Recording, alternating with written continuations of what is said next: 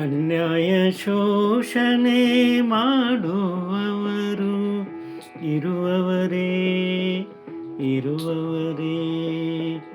ಅನ್ಯಾಯ ಶೋಷಣೆ ಮಾಡುವವರು ಇರುವವರೇ ಇರುವವರೇ. ನಮ್ಮ ಶಾಂತಿಗೆ ಭಂಗ ಬಾರದಂತಿದ್ದರೆ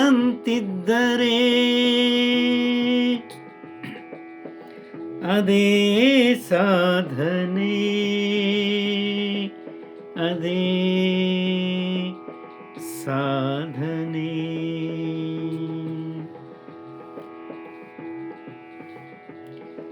ಜ್ಞಾನಿಗಳ ಶರಣರ ಒಡನಾಟ ಬೋಧನೆಯೇ ಕಳೆಯುವುದು ನಮ್ಮೆಲ್ಲ ವೇದನೆ.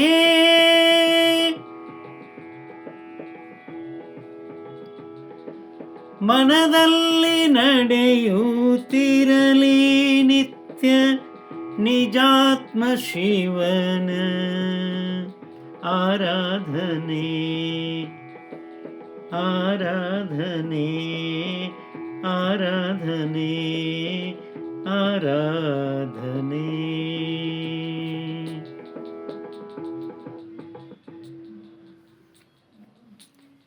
ಈ ಅನ್ಯಾಯ ಶೋಷಣೆ ಅನ್ನುವಂಥದ್ದು ನಮ್ಮ ಸುತ್ತಲೂ ಬಹಳಷ್ಟು ನಡೀತಾ ಇರೋದನ್ನು ನಾವು ದಿನಾಲೂ ನೋಡ್ತಾನೂ ಇರ್ತೇವೆ, ಸುದ್ದಿ ಸಮಾಚಾರದಲ್ಲಿ ಕೇಳ್ತಾ ಇರ್ತೇವೆ. ಅದು ನಮ್ಮ ಜೀವನದಲ್ಲೂ ಆಗ್ತಾನೇ ಇರ್ತದೆ. ಆದರೆ ನಮ್ಮ ಶಾಂತಿಗೆ ಎಂದೂ ಭಂಗ ಬಾರದಂತೆ ನಾವು ಆ ಶಿವನ ಧ್ಯಾನದೊಳಗಿದ್ದು ಬಿಟ್ಟರೆ ಅದೇ ನಿಜವಾದ ಸಾಧನೆ. ಯಾವಾಗಲೂ ಅದಕ್ಕಾಗಿ ಜ್ಞಾನಿಗಳ ಶರಣರ ಒಂದು ಸತ್ಸಂಗದಲ್ಲಿದ್ದರೆ, ಅವರ ಬೋಧನೆಯನ್ನು ಕೇಳ್ತಾ ಇದ್ದರೆ ನಮ್ಮೆಲ್ಲರ ವೇದನೆ ತಾನಾಗೇ ಕಳೆದು ಹೋಗಿಬಿಡ್ತದೆ. ಅದಕ್ಕಾಗಿ ನಮ್ಮ ಮನಸ್ಸಿನಲ್ಲಿ ನಿತ್ಯವೂ ಕೂಡ ಆ ನಿಜಾತ್ಮ ಶಿವನ ಒಂದು ಆರಾಧನೆ ನಡೀತಾ ಇರಲಿ ಅಂತ ಹೇಳ್ತಾ ಇದೊಂದು ಸ್ವರಚಿತ ವಚನ ಹಾಡಿದವರು ರವೀಂದ್ರ ಜಕಾತಿ.